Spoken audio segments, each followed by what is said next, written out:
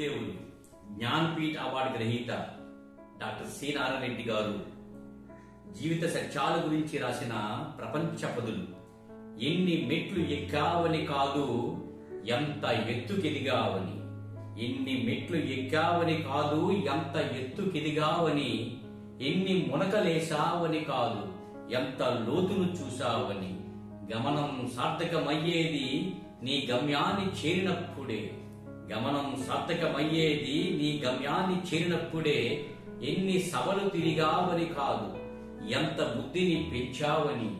ఎన్ని కృతులు చదివావని కాదు ఎంత సిద్ధిని పొందావని, గమనం సార్థకమయ్యేది నీ గమ్యాన్ని చేరినప్పుడే. జీవితంలో రాశి కన్నా వాసి ముఖ్యమని, క్వాంటిటీ కన్నా క్వాలిటీ ముఖ్యమని ఈ పద్యం యొక్క సారాంశం.